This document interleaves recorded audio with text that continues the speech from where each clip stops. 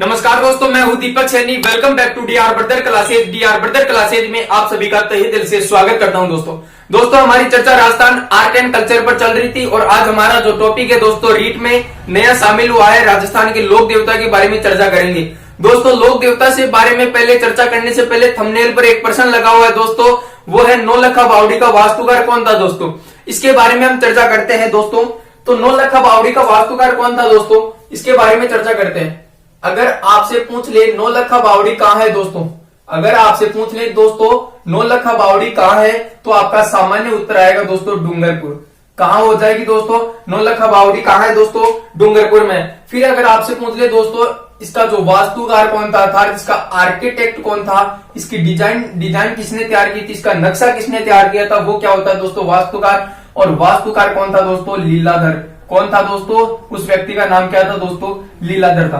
बात करें इस नौलखा बावड़ी का निर्माण किसने करवाया था दोस्तों, जो डूंगरपुर के शासक थे आस्करण, और आस्करण की पटरानी का, यानी कि जो पटरानी का नाम था दोस्तों, उसका नाम था प्रेमल देवी, और प्रेमल देवी ने इस नौलखा बावड़ी का क्या करवाया था, निर्माण करवाया था। अब बात करते हैं राजस्थान में नौलखा के नाम से कौन कौन से प्रसिद्ध स्थान है, कुंड कहां पर है, इसके बारे में चर्चा करते हैं दोस्तों अगर आपसे पूछ ले नौलखा किला कहां पर है दोस्तों, या तो इसको नौलखा लिख दो या इसको क्या लिख दो दोस्तों, नवलखा लिख दो। एक ही बात है, कंफ्यूज नहीं होना है। कई बार नवलखा देखने को मिल सकता है, कई बार नौलखा देखने को मिल सकता है। तो नौलखा या नवलखा अगर आपसे किला या दुर्ग पूछ ले दोस्तों, कहां पर है दोस्तों, झालरा पाटन।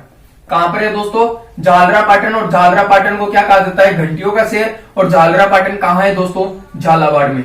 अगली बात करें नौलखा से संबंधित अगर आपसे पूछे नौलखा या नवलखा बाग कहां पर है दोस्तों, तो ये हो जाएगा दोस्तों वेर कहां पड़ता है दोस्तों, भरतपुर में पड़ता है। कहां पड़ता है दोस्तों, भरतपुर में पड़ता है। अगली बात करें दोस्तों नौलखा, अगर आपसे पूछ ले नौलखा जो भंडार है या नवलखा भंडार पूछ ले, तो ये कहां पर है दोस्तों, चित्तौड़गढ़ दुर्ग में है। कहां पर है, चित्तौड़गढ़ दुर्ग में है। ये जो चित्तौड़गढ़ के शासक होते थे वो अपने अस्त्र शस्त्र रखने के लिए काम में किसको लेते थे, नौलखा भंडार को लेते थे। और अगर आपसे पूछ ले नवलखा या नौलखा दोस्तों बुर्ज कहां पर है, नवलखा या नौलखा बुर्ज कहां पर है दोस्तों, तो आ जाएगी चित्तौड़गढ़ दुर्ग की एक बुर्ज का नाम है, जिसका नाम क्या है दोस्तों, नवलखा बुर्ज है। फिर आगे बात करें अगर आपसे पूछने नौलखा दरवाजा कहां है दोस्तों, नौलखा भी मिल सकता है, नवलखा भी देखने को मिल सकता है। अगर आपसे पूछने नौलखा दरवाजा कहां पर है दोस्तों, तो ये हो जाएगा रणथंभौर दुर्ग का। और रणथंभौर दुर्ग कहां पड़ता है, सवाई माधोपुर में पड़ता है। रणथंभौर दुर्ग का दोस्तों मुख्य प्रवेश द्वार क्या कहलाता है, नौलखा दरवाजा कहलाता है। मुख्य प्रवेश द्वार क्या कहलाता है, नौलखा दरवाजा कहलाता है। ये तो ही दोस्तों हमारी नौलखा में। और भी है दोस्तों, अगर आपसे पूछे नौलखा बावड़ी कहां पर है, डूंगरपुर में। इसका वास्तुकार कौन था, लीलाधर था। डूंगरपुर के शासक थे महारावल आस्करण की पटरानी या पत्नी का नाम था दोस्तों प्रेमल देवी ने इसका निर्माण करवाया, जबकि इसका वास्तुकार कौन है दोस्तों, लीलाधर है। देखो कैसे याद रखोगे, बावड़ी आ गई, इसमें डे आ रहा है, तो यहाँ क्या आ जाएगा, डे डूंगरपुर। नौलखा किला आपको ध्यान रखना है, झालरा पाटन है, झालरा पाटन घंटियों का शहर कहलाता है। नौलखा बाग को कैसे ध्यान रखोगे, यहाँ देखो दोस्तों वह की आकृति बन रही है, वह बाग वह, तो यहाँ भी वह है, यहाँ भी वह है, तो यहाँ वेर भरतपुर में हो जाएगा। नौलखा भंडार चित्तौड़गढ़ दुर्ग में, नौलखा बुर्ज चित्तौड़गढ़ दुर्ग में। नौलखा दरवाजा दोस्तों रणथंभौर दुर्ग का मुख्य प्रवेश द्वार है। मैं एक आपके सामने दोस्तों एक वाक्य लिख रहा हूं कि एक लड़की है, वो क्या कहती है कि मैं कुत्ती पालती हूँ। क्या पालती हूँ दोस्तों, कुत्ती।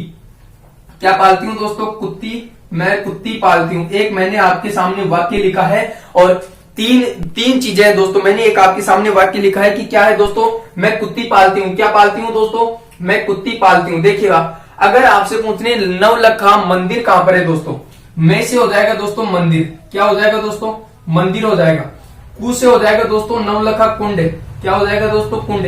ती से हो जाएगा दोस्तों तीर्थ, नवलखा तीर्थ। और पालती से हो जाएगा दोस्तों कौन से जिले में है, तीनों पाली जिले में है। नवलखा मंदिर, नवलखा कुंड, नवलखा तीर्थ, ये तीनों है दोस्तों कौन से जिले में पड़ते हैं, नवलखा मंदिर, नवलखा कुंड, नवलखा तीर्थ कौन से जिले में पड़ते हैं दोस्तों, पाली जिले में पड़ते हैं। और अगर आपसे पूछने नौलखा महल कहां पर है दोस्तों, नौलखा महल कहां पर है दोस्तों, तो ये आ जाएगा दोस्तों उदयपुर। कहां जाएगा दोस्तों, उदयपुर आ जाएगा, जिसकी स्थापना उदय सिंह ने की थी। तो ये है दोस्तों, हमने पिछली कक्षा में मैंने एक प्रश्न देख के गया था कि नौलखा बावड़ी का वास्तुकार कौन था, लीलाधर था। आज भी जब हमारा सेशन का समापन होगा तब भी मैं आपको लोक देवता से एक दमदार सिलेक्टेड क्वेश्चन देके जाऊंगा और आपको जवाब कमेंट बॉक्स में लिखकर बताना है। मैं उसकी चर्चा अगले आने वाली क्लास में आपको विस्तृत व्याख्या दूंगा।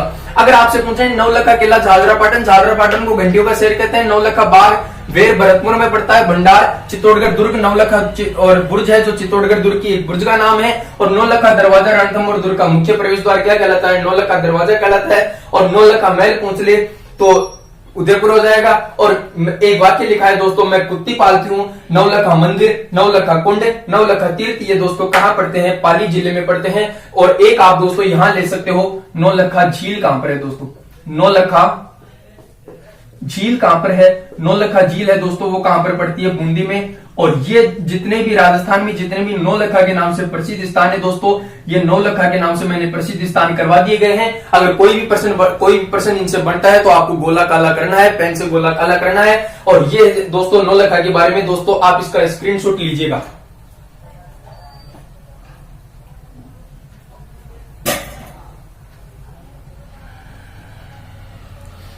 ये हो गई हमारी चर्चा दोस्तों, पिछले प्रश्न पर आधारित कुछ चर्चा हो गई। अब बात करते हैं दोस्तों, हमारे टॉपिक पर आते हैं। हमारा टॉपिक है दोस्तों राजस्थान के लोक देवता। क्या है दोस्तों, राजस्थान के लोक देवता। और राजस्थान से लोक देवता से प्रश्न आना तय है दोस्तों, क्योंकि अब की बार दोस्तों नए टॉपिक जुड़े हैं और रीट के लिए विशेष रहेगा दोस्तों। राजस्थान लोक देवता के बारे में अंश के बारे में, छोटे छोटे से बिंदु के बारे में हम चर्चा करेंगे। अब बात करते हैं दोस्तों लोक देवता के बारे में। क्या करते हैं दोस्तों, राजस्थान के लोक देवता, राजस्थान के लोक देवता के बारे में संपूर्ण चर्चा करते हैं दोस्तों। सबसे पहले हमें पता होना चाहिए कि लोक देवता की परिभाषा क्या होती है, क्या है लोक देवता दोस्तों। सबसे पहले हमें लोक देवता के बारे में पता होना चाहिए कि लोक देवता क्या है और किन्हें कहते हैं लोक देवता।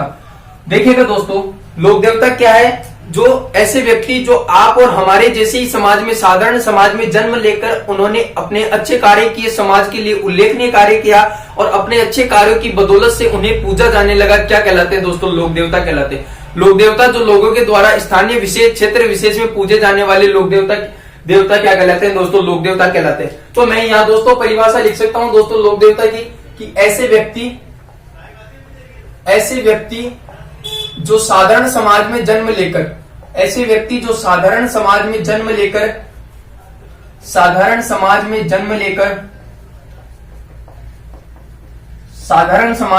लेकर अपने अच्छे कार्यों की बदौलत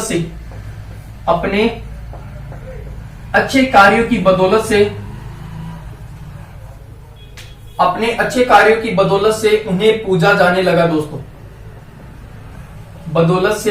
उन्हें पूजा जाने लगा। वो व्यक्ति क्या कहलाते हैं दोस्तों, लोक देवता। और लोगों के द्वारा पूजा गया जो देव होता है उन्हें क्या कहते हैं दोस्तों, लोक देवता कहलाते हैं। लोक देवता की मैंने दोस्तों परिभाषा बताई, जो आप और हमारे जैसे समाज में पैदा होकर उन्होंने समाज के लिए उल्लेखनीय कार्य किया। जैसे रामदेव जी ने उल्लेखनीय कार्य क्या किया, बाबू जी ने क्या किया, गोगा जी ने क्या किया, देवनारायण जी ने क्या किया, और ये जो जनमानस में मुख पर नाम होने लगे, रामदेव जी, बाबू जी, हड़बो जी। तो ये होते हैं कि ऐसे व्यक्ति जो साधारण समाज में जन्म लेकर अच्छे कार्यों की बदौलत से, अपने अच्छे कार्यों की बदौलत से उन्हें पूजा जाने लगा दोस्तों, क्या कहलाता है दोस्तों, लोक देवता कहलाता है। लोक देवता की श्रेणियां होती है दोस्तों, मैं यहां लिख रहा हूं दोस्तों। पहली श्रेणी है दोस्तों पीर। लोक देवता की श्रेणी दोस्तों 5 होती है। कितनी होती है दोस्तों, लोक देवता की श्रेणी मैं यहां लिख रहा हूं, लोक देवता की 5 श्रेणी होती है। कितनी होती है दोस्तों, 5 श्रेणी होती है। कितनी श्रेणी होती है दोस्तों, 5 श्रेणी होती है। कई कबार श्रेणियों से दोस्तों प्रश्न आ जाता है, कितनी श्रेणी होती है दोस्तों, 5 श्रेणी होती है। एक होती है दोस्तों पीर श्रेणी, दूसरी होती है झुंझार श्रेणी, तीसरी होती है दोस्तों खवी श्रेणी, चौथी होती है दोस्तों खारा मामा, नमकीन मामा यानी खारा मामा, पांचवी होती है दोस्तों मीठा मामा। कौन सी होती है दोस्तों, मीठा मामा। दोस्तों इसी प्रकार लोक देवी की भी कुछ श्रेणी होती है। तो मैंने पहले लोक देवता की श्रेणी बताई। पहली लोक श्रेणी क्या होती है, पीर, दूसरी झुंझार, तीसरी खवी और चौथी खारा मामा और पांचवी होती है दोस्तों मीठा मामा। क्या होते हैं पीर, देखेगा पीर लोक देवता यानी कि इसमें इस पीर श्रेणी में दोस्तों कौन कौन से लोक देवता शामिल आते हैं? ऐसे लोक देवता जो जिनकी पूजा, जैसे मान लो कि रामदेव जी या बाबू जी, इनकी पूजा है जो हिंदू व मुस्लिम धर्म के समान लोग पूजा करते हैं। यानी कि मैं यहाँ कह सकता हूँ कि ऐसे लोक देवता जिनकी पूजा हिंदू व मुस्लिम धर्म के लोग समान रूप से पूजा करते हैं, उस लोक देवता को या उन लोक देवताओं को किस श्रेणी में शामिल करते हैं दोस्तों? पीर श्रेणी में शामिल करते हैं। झुंझार लोक देवता या झुंझार श्रेणी में कौन कौन से दोस्तों लोक देवता आते हैं? ऐसे लोक देवता जिन्होंने अपने प्राणों का बलिदान किसी महिला की रक्षा हेतु या किसी गायों की रक्षा हेतु किया हो, क्या कहलाता है? झुंझार लोक देवता कहलाता है। खवी ऐसे लोक देवता यानी कि जो पितर पूजा से क्या बने हो दोस्तों? लोक देवता बने हो। पितर कौन होते हैं? ऐसे व्यक्ति जिनकी मृत्यु है जो असमय यानी कि समय से पहले ही बिना कारण या अकारण ही मृत्यु हो गई हो और उनकी मृत्यु होने के पश्चात उनके आत्मा को मोक्ष की प्राप्ति नहीं होती है, और नहीं होती है तो वो इधर उधर भटक करके किसी मनुष्य के शरीर में प्रवेश कर जाती है और फिर उससे वह पितर पूजा से जो लोक देवता पूजे जाते हैं वो कौन सी श्रेणी में आते हैं दोस्तों? खवी श्रेणी में आते हैं।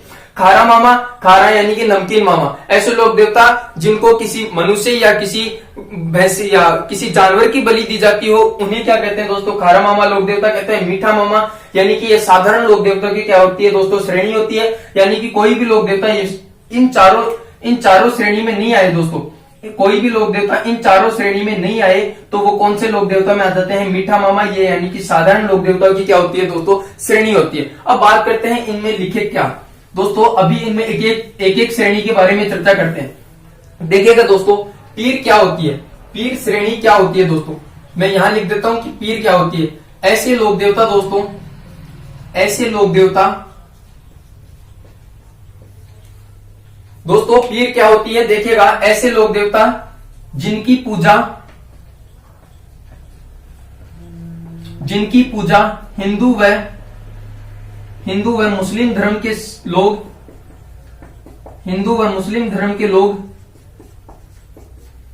के लोग समान रूप से पूजा करते हैं, लोग समान रूप से पूजा करते हैं। अभी हम इन पीर श्रेणी से बनने वाले किस्मों पर चर्चा करेंगे दोस्तों। ऐसे लोक देवता जिनकी पूजा हिंदू और मुस्लिम धर्म के लोग समान रूप से पूजा करते हैं। क्या करते हैं दोस्तों? समान रूप से पूजा करते हैं। वो क्या कहलाते हैं दोस्तों?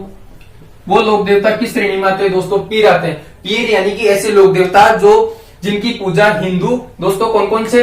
हिंदू धर्म के लोग और मुस्लिम धर्म के लोग हैं जो समान रूप से पूजा करते हैं, वो लोक देवता किस श्रेणी में आते हैं दोस्तों? पीर श्रेणी में आते हैं।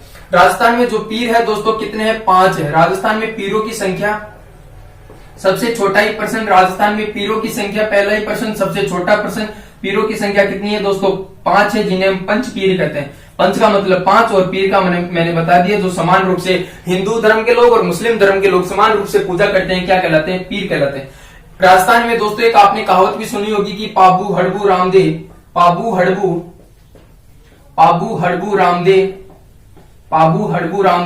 मेहा जी मांगलिया, या आप कह सकते हो मांगलिया मेहा।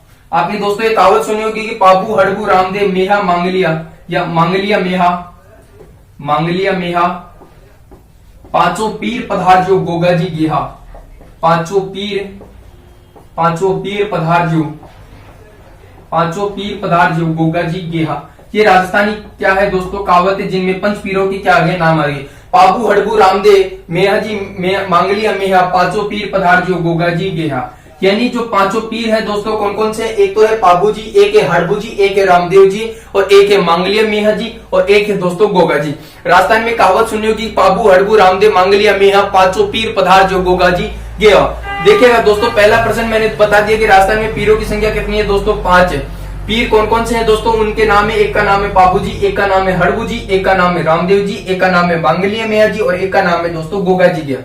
दूसरा प्रश्न यह बनता है कि निम्न में से कौन सा लोक देवता है जो पंच पीर की श्रेणी में शामिल नहीं है? जो अधिकांश दोस्तों 90% ऑप्शन डाला गया है वो कौन सा डाला गया है? तेजाजी डाला गया है। ये तेजाजी है दोस्तों, पंच पीरों में शामिल नहीं है। 90% है दोस्तों वो तेजाजी ऑप्शन में डाला गया है पंच पीरों में, यानी कि प्रश्न आता है कि कौन सा लोक देवता पंच पीरों में शामिल नहीं है। 3 इसमें से उठा लेता है और 1 है जो उसमें से उठा लेता है कि तेजाजी अधिकांश ऑप्शन में डाला गया है, तेजाजी जो पंच पीरों में शामिल नहीं होता। 2 प्रश्न बता दिए। तीसरा प्रश्न इस राजस्थानी कहावत तो यह है दोस्तों, लेकिन राजस्थानी कहावत याद करने से हमारा काम नहीं चलने वाला। इससे अगर आपसे पूछ ले कि इन पांचों पीरों में पाबूजी, हडबूजी, रामदेव जी और मांगलिया मेया और एक है गोगा जी, इन पांचों पीरों में सबसे बड़ा जो पीर है वो कौन कौन सा है, या आपसे क्रमबद्ध पूछ सकता है। पहला कौन सा है, दूसरा कौन सा है, तीसरा कौन सा है, चौथा कौन सा है, पांचवा कौन सा है। इसके मैं एक आपको शब्द लिख रहा हूं दोस्तों, राम गोपा हम। क्या लिख रहा हूं दोस्तों, राम गोपा हम। देखिएगा बस आपसे यही प्रश्न बनेगा। राम से तो हो गया दोस्तों रामदेव जी, क्या हो गया दोस्तों, रामदेव जी। राम से क्या हो गया दोस्तों, रामदेव जी। गो से क्या हो गया दोस्तों, गोगा जी। पा से क्या हो गया दोस्तों, पाबू जी, यहां ले लो आप पाबू जी। और है से हो गया दोस्तों हड़बू जी। और मे से हो गया यानी कि मेहा जी अर्थात मांगलिया मेहा जी। दोस्तों पहला प्रश्न मैंने बताया कि राजस्थान में पीरों की संख्या कितनी है, 5 है। अगली बात करें, राजस्थानी कहावत है कि पाबू, हड़बू, रामदेव, मांगलिया मेहा पांचों पीर पधार जो गोगा जी गया। और राजस्थान में पीरों की संख्या 5 है, जिनमें ये पाबू जी, हड़बू जी, रामदेव जी, मांगलिया मेहा जी और एक है गोगा जी। अगली बात करें, इनमें अगर आपसे पूछ ले कि सबसे बड़ा पीर कौन सा है, पीर यानी कि जो हिंदू धर्म के लोग और मुस्लिम धर्म के लोग समान रूप से पूजा करते हैं, उन्हें क्या कहता है, पीर कहा जाता है। तो अगर आपसे पूछ ले जो सबसे बड़ा, जो पंच पीरों में जो सबसे बड़ा पीर है दोस्तों, एक है पहला पाबूजी। क्रमबद्ध ध्यान रखना है, जिसका मैंने आपको ट्रिक बता दी कि राम गोपा हम, 3 शब्द याद रखना है दोस्तों, राम गोपा हम। राम से हो जाएगा रामदेव जी, गो से हो जाएगा गोगा जी, पा से हो जाएगा पाबूजी, है से हो जाएगा हड़बू जी और मैं से हो जाएगा मेया जी अर्थात या मांगलिया मेया। अगली बात करते हैं, एक प्रश्न और बन सकता है दोस्तों, अगर आपसे पूछ ले इन पंचपीरों में सबसे ज्यादा मुस्लिम संप्रदाय के लोग किस लोक देवता को पूजते हैं। पूजते तो है दोस्तों सभी को, लेकिन प्रश्न ऐसे आ जाए कि इन पंचपीरों में मुस्लिम संप्रदाय के लोग सबसे ज्यादा किस लोक देवता को पूजते हैं, तो वहां आपका दोस्तों उत्तर रहेगा कौन सा, गोगा जी। क्या उत्तर रहेगा दोस्तों, गोगा जी रहेगा। अब इसका जो कॉमन सेंस का प्रश्न है दोस्तों, गोगा जी ही क्यों माना गया। देखिएगा दोस्तों, जो गोगा जी का 11 महापुजारी होता है वो कौन होता है दोस्तों, पुजारी होता है वो कौन होता है दोस्तों, मुस्लिम या मुसलमान जाति का होता है। कौन होता है दोस्तों, मुस्लिम होता है या मुसलमान जाति का होता है। और जो एक माह जो पुजारी होता है दोस्तों, वो कौन होता है, एक माह जो पुजारी होता है वो कौन होता है, हिंदू धर्म का क्या होता है, पुजारी होता है। और हिंदू धर्म का किस महीने में होता है दोस्तों, भाद्रपद महीने में होता है। इसकी हम चर्चा जब गोगा जी पढ़ेंगे तभी भी करेंगे।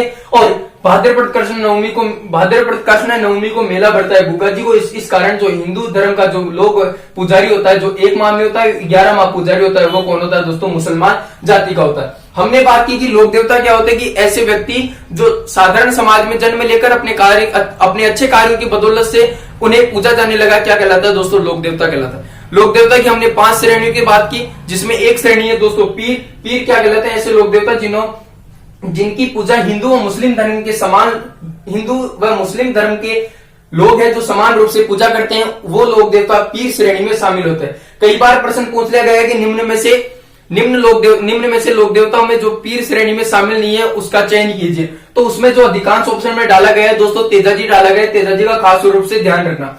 अगली बात करें, पीरों की संख्या दोस्तों 5 है, जिसमें एक राजस्थानी कहावत है कि पाबू, हड़बू, रामदेव, मांगलिया मेया पांचों पीर पधार जो गोगा जी गया। लेकिन इस राजस्थानी कहावत से काम नहीं चलने वाला है। अगर आपसे पूछ ले, जो सबसे बड़ा पीर है दोस्तों रामदेव जी, दूसरा है गोगा जी, तीसरा पाबू जी, हड़बू जी, मेहा जी, मांगलिया। और इन सभी में दोस्तों पंच पीरों में जो सबसे ज्यादा मुस्लिम संप्रदाय के लोग हैं वो किन्हें पूजते हैं, तो गोगा जी को पूजते हैं। क्यों पूजते हैं, क्योंकि गोगा जी का 11 माह पुजारी होता है, मुसलमान धर्म का होता है, यानी कि कयाम खानी जाति का होता है। और एक माह होता है जो हिंदू धर्म का होता है, जो भाद्रपद कृष्ण नवमी को मेला बढ़ने के कारण भाद्रपद माह में होता है। दोस्तों आप स्क्रीनशॉट लीजिएगा।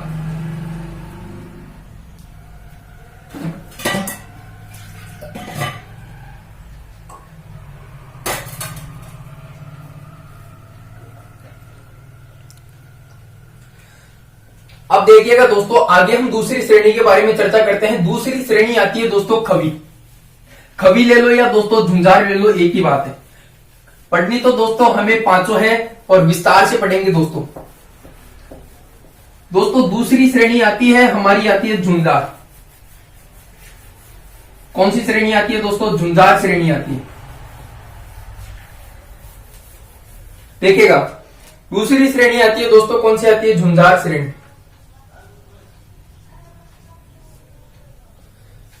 कौन सी श्रेणी है दोस्तों, झुंझार श्रेणी। और झुंझार श्रेणी में मैं ऐसे लिख सकता हूं कि ऐसे लोक देवता ऐसे लोक देवता जिन्होंने अपने प्राणों का बलिदान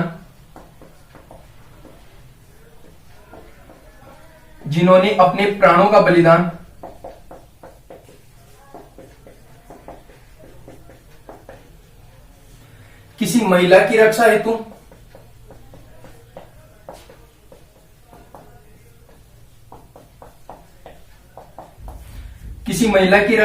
या किसी गाय की रक्षा हेतु या गायों की रक्षा हेतु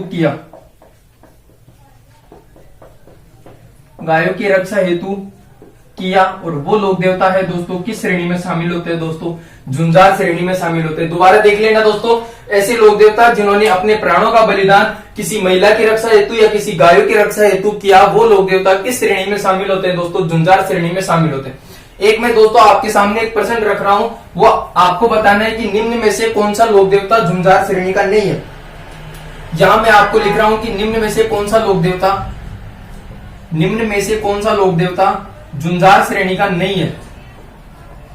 कौन सा लोक देवता है दोस्तों जो झुंझार श्रेणी का नहीं है, आपको ये बताना है। नहीं है क्रॉस का मतलब ही नहीं है। मैं पहला ऑप्शन दे रहा हूं दोस्तों, एक है पाबूजी, एक है हड़बूजी दोस्तों, तीसरा ऑप्शन है दोस्तों रामदेव जी, चौथा ऑप्शन है दोस्तों एक ले लो तेजा जी।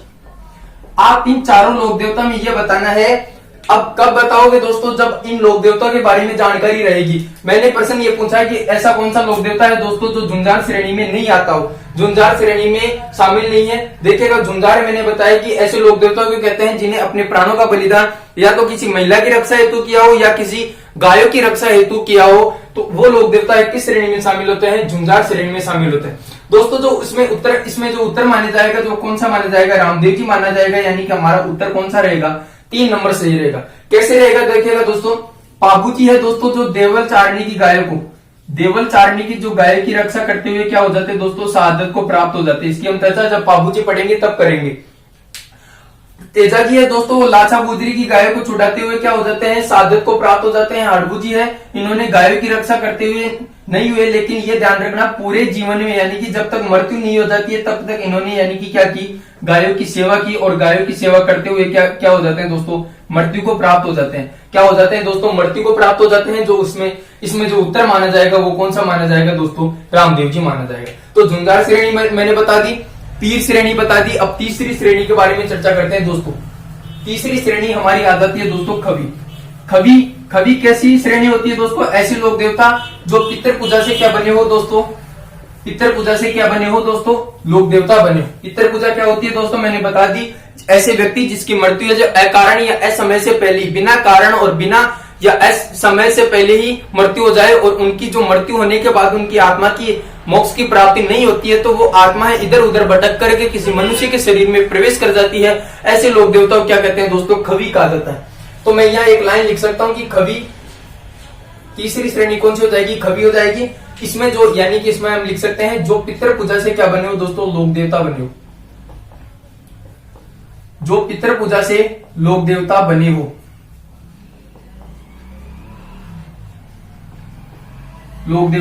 हो, उसे क्या कहते हैं दोस्तों? जो यानी कि पितृ मैंने बता दिया क्या होता है कि जो पितृ पूजा से लोक देवता बने हो वो कौन सी श्रेणी में आते हैं दोस्तों? खवी श्रेणी में आते हैं। इसका उदाहरण आप ले सकते हो दोस्तों भंवर बाबा। कौन सा ले सकते हो दोस्तों? भंवर बाबा। और भंवर बाबा है, इन्हें राजस्थान में क्या कहते हैं? भगुलिया का देवता कहते हैं। क्या कहते हैं दोस्तों? भगुलिया या भगुलिया का देवता कहते हैं। भगुलिया धार्मिक मान्यताओं के अनुसार इन्हें क्या कहते हैं दोस्तों? भगुलिया का देवता कहते हैं। और इनका जो दोस्तों मंदिर है वो कहाँ बना है दोस्तों? जाटों की नगरी भरतपुर में बना हुआ है। कहाँ बना है दोस्तों? जाट जो है जो भरतपुर व धौलपुर में शासन करते हैं। राजस्थान में 2 ही रियासत ऐसी थी, भरतपुर व धौलपुर में जाट शासन करते हैं, जबकि 2 रियासत ऐसी थी जहां पर यदुवंशी जैसलमेर और करौली में राज किया। भरतपुर में किनका मंदिर बना हुआ है दोस्तों? भंवर बाबा किस श्रेणी के लोक देवता आते हैं? खवी श्रेणी का आते हैं। अगली बात करें नमकीन मामा। कौन सा मामा? खारा मामा। नमकीन मामा या खारा मामा भी कह सकते हो। खारा मामे में कौन आते हैं दोस्तों? यहां मैं लिख देता हूं, ऐसे लोक देवता जिनको किसी जानवर या किसी ऐसे लोक देवता जिनको किसी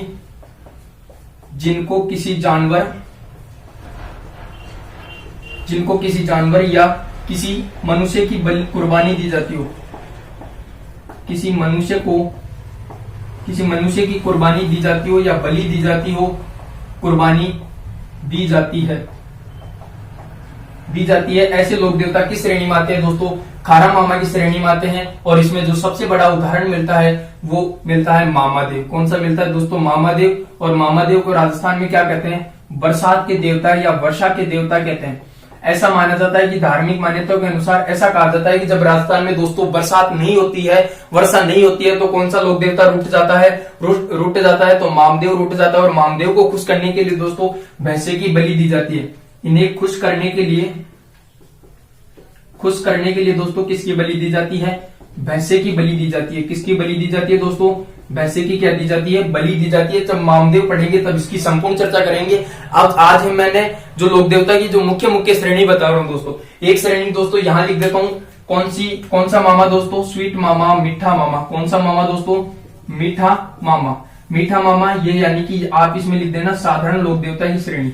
साधारण लोक देवता की जो श्रेणी आती है वो कौन सी आती है? लोक देवता की श्रेणी कौन सी आती है दोस्तों? मीठा मामा आती है। आप यानी कि ये समझो, अगर कोई लोक देवता है वो उपरोक्त चारों में कीड़, खवी, झुंझार और खारा मामा की श्रेणी में नहीं आता है, तो वो कौन सा लोक देवता श्रेणी में आएगा? मीठा मामा की श्रेणी में आएगा।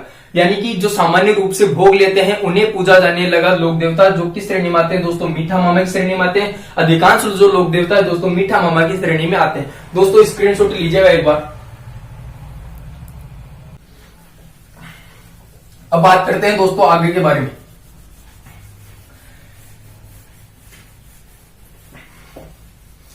मैंने दोस्तों लोक देवता की परिभाषा बताई, और लोक देवता की परिभाषा बताने पर मैंने लोक देवता की कुछ श्रेणी बताई। पीर, खवी, झुंझार, खारा मामा, मीठा मामा, और ये लोक देवता की कुछ श्रेणी होती है दोस्तों। आप बात करेंगे दोस्तों लोक देवियों की श्रेणी। वैसे देखा जाए तो सिलेबस में दोस्तों लोक देवता है, और हमें लोक देवियों की भी श्रेणी पढ़ना उचित रहेगा दोस्तों हमारे लिए। लोक देवियों की भी श्रेणी होती है। लोक देवी क्या कहलाती है दोस्तों? ऐसी महिला जिन्होंने जो साधारण समाज में जन्म ली, वही लोक देवता की परिभाषा है दोस्तों।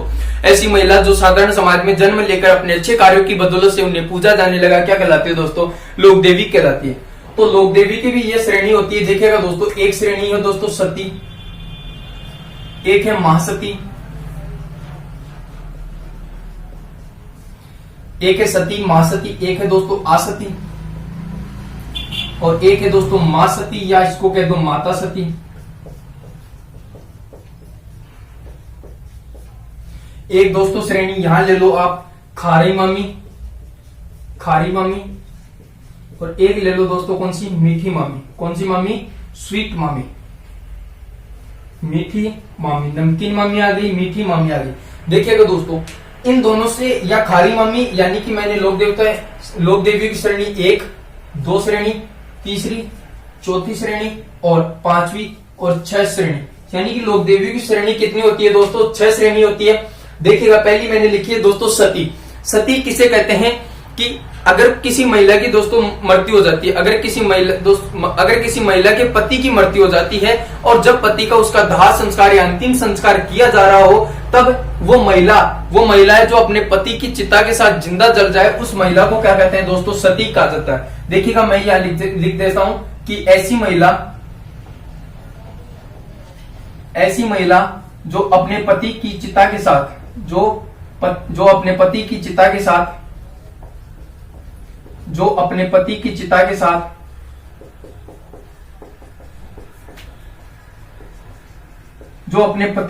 के साथ जिंदा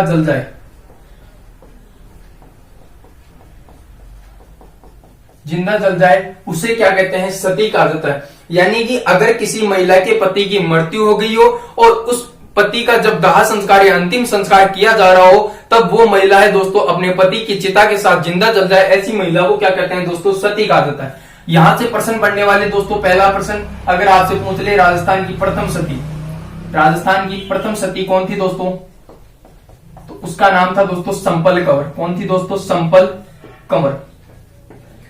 कंवर थी। यह संपल कंवर जोधपुर के सेनापति का नाम था। हालांकि जोधपुर है उस समय अस्तित्व में नहीं आया था, इसे मारवाड़ भी कह सकते हैं या जोधपुर भी कह सकते हैं। जोधपुर सेनापति रेणुका की क्या थी दोस्तों? पत्नी थी। जोधपुर सेनापति रेणुका की क्या थी दोस्तों? पति रेणुका की दोस्तों पत्नी थी। राजस्थान की प्रथम सती पूंछले संपल कंवर थी, जोधपुर सेनापति रेणुका की क्या थी दोस्तों पत्नी थी। और इसका अगर आपसे सर्वप्रथम इसका प्रमाण मिलता है दोस्तों, वो किस शिलालेख में मिलता है? घटियाला शिलालेख। घटियाला शिलालेख बोल दो या घंटियाल शिलालेख से बोल दो, एक ही बात है। इसका जो प्रमाण है जो घटियाला शिलालेख से मिलता है, किस शिलालेख से मिलता है दोस्तों? घटियाला शिलालेख से मिलता है। अगर आपसे पूछ ले राजस्थान की अंतिम सती, राजस्थान की अंतिम सती, राजस्थान की अंतिम सती कौन हो जाएगी दोस्तों? वो हो जाएगी दोस्तों रूप कंवर। कौन हो जाएगी? रूप कंवर। और रूप कंवर जो सती हुई थी दोस्तों 4 सितंबर 1987 को क्या हुई थी दोस्तों? सती हुई थी। अगर आपसे पूछ ले ये निवास यानी कि ये निवासी कहां की थी? दिवराला गांव। दिवराला गांव कहां पड़ता है दोस्तों? सीकर में पड़ता है। दिवराला गांव जिला सीकर में पड़ता है दोस्तों। पूछ ले इनके पति का क्या नाम था दोस्तों? पति का नाम था दोस्तों माल सिंह या मोहन सिंह की क्या थी? माल सिंह या मोहन सिंह की क्या थी दोस्तों? दोनों एक ही नाम है, माल सिंह भी कह दो या मोहन सिंह कह दो। मोहन सिंह की पत्नी थी। ठीक है। सती क्या होती है? ऐसी महिला जो अपने पति की चिता के साथ जल्दी जिंदा जल जाए, सती कहलाती है। राजस्थान की प्रथम सती कौन सी है? कौन सी है दोस्तों? संपल कंवर। संपल कंवर जो किसकी पत्नी है? जोधपुर सेनापति रेणुका की पत्नी है। और इसका प्रमाण है जो घंटियाल या घटियाला शिलालेख से मिलता है। और राजस्थान की अंतिम सती है दोस्तों रूप कंवर। और रूप कंवर जो घटना हुई थी दोस्तों सती की जो 4 सितंबर 1987 को हुई थी, कौन सी है दोस्तों? कंवर, रूप कंवर है। और रूप कंवर कहाँ की निवासी है? दिवराला गांव। दिवराला गांव कहाँ पड़ता है दोस्तों? सीकर में पड़ता है। और इनके पति का नाम था माल सिंह या मोहन सिंह की क्या थी दोस्तों? मोहन सिंह की क्या थी दोस्तों? पत्नी थी। ये क्या है दोस्तों? सती है। महासती एक बार परिभाषा देख लीजिए दोस्तों। महासती क्या होती है? ऐसी महिला जो अपने पति की चिता के साथ जिंदा न जल करके उसके सेनानी अथवा निशानी के साथ जिंदा जल जाए, वो क्या कहलाती है? महासती कहलाती है। राजस्थान इतिहास की एकमात्र सती है रूठी रानी मालदेव की पत्नी उमादेव। और राव लूणकरण, जैसलमेर का शासक आता है, राव लूणकरण की क्या थी दोस्तों? पुत्री थी जिसका नाम था उमादेव। उमादेव का विवाह मालदेव राठौड़ के साथ विवाह होता है। और गुंदोज गांव पाली में क्या होती है दोस्तों? सती होती है। आसती क्या कहलाती है? कि बिना पति के सती होने वाली महिला क्या कहलाती है? आसती कहलाती है। राजस्थान इतिहास की एकमात्र आसती कौन सी है? गेवर माता। गेवर माता का मंदिर बना हुआ है राजसमंद झील के किनारे। मां सती या माता सती सबसे पता चल रहा है दोस्तों, कोई रामायण बड़ी महाभारत रामायण नहीं है। मां सती क्या होती है? ऐसी महिला जो अपने पुत्र के चिता के साथ जिंदा जल जाए। पति के चिता के साथ नहीं दोस्तों, पुत्र के चिता के साथ जिंदा जल जाए, ऐसी महिला को क्या कहते हैं? मां सती या माता सती कहते हैं। खारी मामी, मैंने वही जो खारा मामा लोक देवता की श्रेणी बताई है, वहां लोक देवी हो जाएगी। यानी कि ऐसी लोक देवी जिसको किसी मनुष्य या किसी जानवर की बलि दी जाती हो या कुर्बानी दी जाती है, वो लोक देवी किस श्रेणी में आती है दोस्तों? खारी मामी की श्रेणी में आती है। और मीठी मामी ये भी साधारण लोक देवी की क्या होती है दोस्तों? श्रेणी होती है। इसके बारे में हम आगे चर्चा करते हैं दोस्तों। महासती क्या होती है देखिएगा। महासती क्या होती है दोस्तों?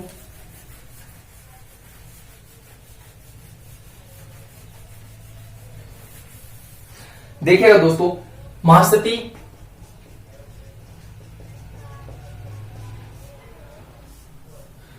देखिएगा दोस्तों क्या होती है? ऐसी महिला जो अपने पति की चिता के साथ जिंदा न जलकर, ऐसी महिला जो अपने पति की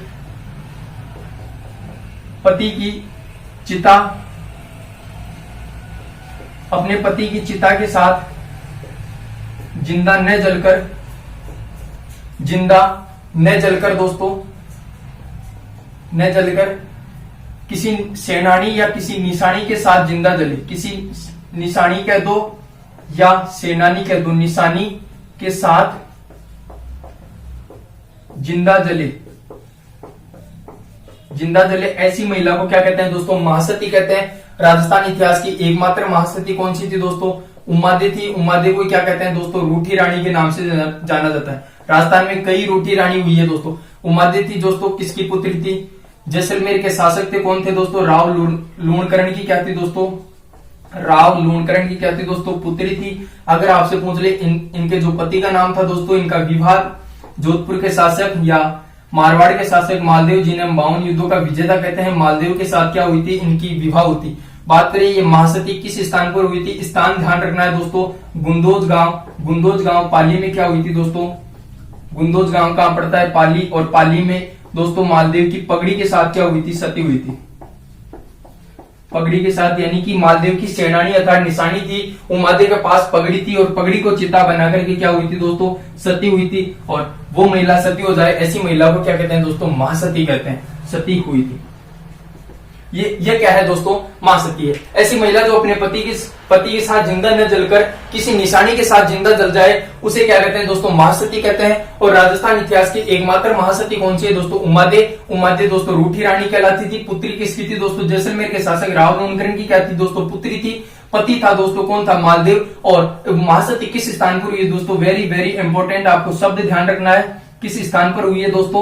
तो आपको ध्यान रखना है गुंदोज गांव। गुंदोज गांव कहां पड़ता है? पाली। और पाली में पगड़ी के साथ क्या हुई थी दोस्तों? सती हुई थी। स्क्रीनशॉट लीजिएगा दोस्तों।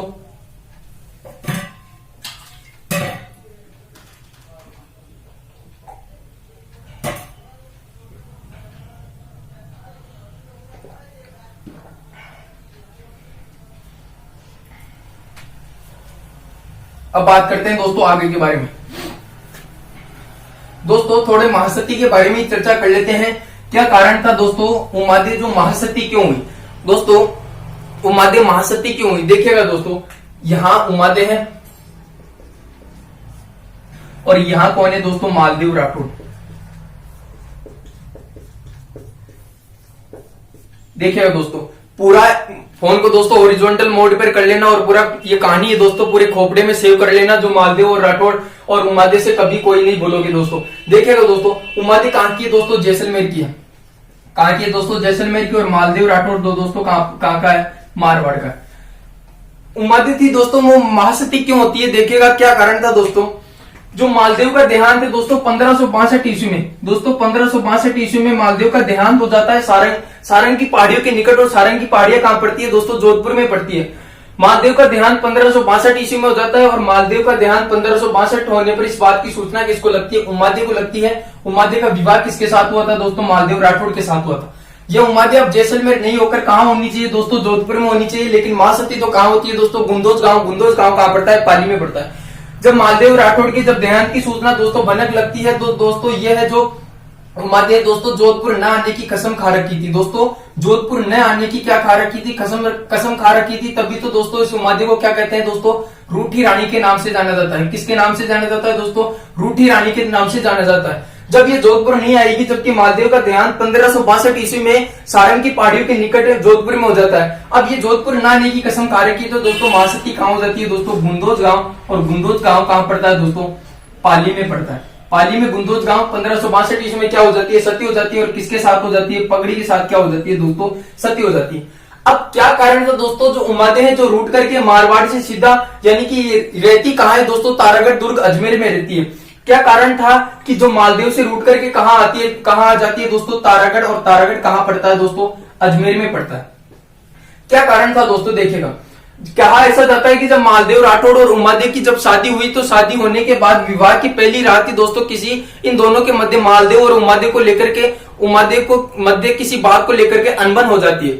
और अनबन हो जाती है जो उमादेव है अनबन के तहत जो सीधी है जो जोधपुर से कहां जाती है दोस्तों? अपना सूटकेस उठा करके सीधी तारागढ़ दुर्ग अजमेर में आ जाती है और जोधपुर न जाने की क्या खा लेती है दोस्तों? कसम खा लेती है। और कहा ऐसा जाता है कि जब 1544 में दोस्तों गिरी सुमेलन का युद्ध हुआ था। किसका युद्ध हुआ था? गिरी सुमेल का युद्ध हुआ था। और गिरी सुमेल का युद्ध किस किस के मध्य हुआ था दोस्तों? शेरशाह सूरी और मालदेव के मध्य हुआ था। ऐसा कहा जाता है कि जब शेरशाह सूरी था दोस्तों जब जोधपुर पर आक्रमण किया दोस्तों, गिरी सुमेल का युद्ध 1544 में मालदेव राठौड़ और शेरशाह सूरी के मध्य हुआ था। और जो शेरशाह सूरी था दोस्तों जोधपुर पर आक्रमण करने से पहले किस पर आक्रमण करना चाहता था? तारागढ़ दुर्ग अजमेर पर करना चाहता था। अब इस बात की बनने के दोस्तों मालदेव के जो मारवाड़ के शासक है मालदेव को लगी। और मालदेव सोचने लगा कि मेरी रानी रूठी हुई रानी कहां पर है दोस्तों? तारागढ़ दुर्ग अजमेर में बैठी हुई। कहीं ऐसा ना हो जाए कि जो शेरशाह सूरी है जो जोधपुर पर आक्रमण करने से पहले कहां आक्रमण करते दोस्तों? तारागढ़ दुर्ग अजमेर पर आक्रमण कर ले। और हो सकता है कि वो मेरी पत्नी रूठी हुई रानी उमादेव को बंधक बना करके कहां ले जाए दोस्तों? दिल्ली ले जाए। कहां ले जाए दोस्तों? दिल्ली ले जाए। इस बात से मालदेव चिंतित होता है। कौन चिंतित होता है दोस्तों? 52 युद्धों का विजेता मालदेव क्या होता है? चिंतित होता है। और मालदेव ने एक व्यक्ति जिसका नाम है दोस्तों ईश्वर सिंह बारट। क्या नाम है दोस्तों? ईश्वरी सिंह बारट। ईश्वरी सिंह बारट को दोस्तों मनाने के लिए भेजता है। कहां पर भेजता है? उमादे को, यानी कि जो तारागढ़ दुर्ग अजमेर में भेजता है कि तू उमादे को मनाकर ला, कहां कैसे भी ला, एयर फ्लाइट से ला, चाहे उसको लैंड कहां करवाना है, उस फ्लाइट को जोधपुर में लैंड करवाना है। लेकिन जो ईश्वरी सिंह बारट है, जो मनाने के लिए तारागढ़ दुर्ग अजमेर में जाता है, जो इस बात की बने कि दोस्तों अन्य रानियों को लग जाती है। अन्य रानी है दोस्तों अन्य व्यक्ति, जिसका नाम है दोस्तों आशा बारट। क्या नाम है दोस्तों?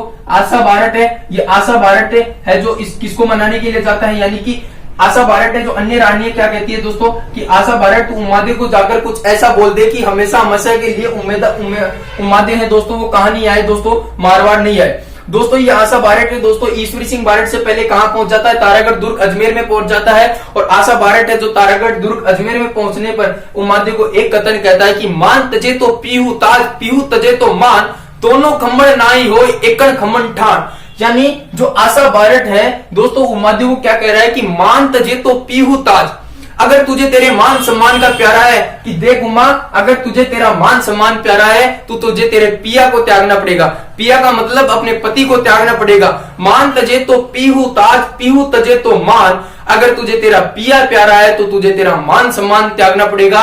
दोनों में से एक कर, दोनों में से एक ठान, दोनों खम्बड़ नाई हो एकड़ खम्मन ठान। अगर तुझे तेरा मान सम्मान प्यारा है तो तुझे तेरे पिया को त्यागना पड़ेगा। अगर तुझे तेरा पिया प्यारा है तो तुझे तेरे मान सम्मान को त्यागना पड़ेगा। जब कहा ऐसा जाता है कि जब उमादे जो आशा बारट को क्या कहती है कि मुझे मान सम्मान से ज्यादा कुछ नहीं चाहिए, मुझे एक क्षत्राणी को मान सम्मान से ज्यादा कुछ नहीं चाहिए, मैं आज अपने पिया का त्याग करती हूँ। क्या करती हूँ दोस्तों? अपने पिया का त्याग करती हूँ। और तब से जो उमादे है वो जोधपुर नहीं आने की क्या खा लेती है दोस्तों? कसम खा लेती है। और जब 1562 ईस्वी में मालदेव राठौड़ के देहांत की सूचना उमादे को लगती है दोस्तों, और उमादे है दोस्तों गुंदोज गांव कहां पड़ता है दोस्तों? पाली में पड़ता है। और पाली में क्या हो जाती है दोस्तों? महासती हो जाती है। क्या हो जाती है दोस्तों? महासती हो जाती है। और किसके साथ हो जाती है? पगड़ी को चिता बना करके क्या हो जाती है दोस्तों?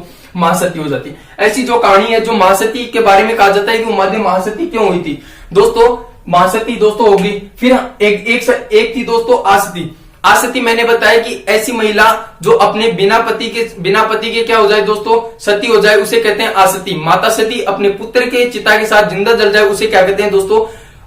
माता सती कहते हैं। खारी मामी मैंने बता दी, और खारी मामी और एक थी मीठी मामी। दोस्तों समय सीमा को देखते हुए आज की क्लास यहीं रखते हैं। लेकिन दोस्तों हमारा दोस्तों आज का प्रश्न रह जाता है, उसको तो हम नहीं छोड़ सकते दोस्तों। आज का जो हमारा प्रश्न रहेगा, मैं आज आपको एक प्रश्न देके जा रहा हूं, वो सिलेक्टेड क्वेश्चन रहेगा दोस्तों। उसका जो प्रश्न है दोस्तों, अगर आपसे मेरा प्रश्न है दोस्तों, मेरा प्रश्न यह है कि आंतला महामारी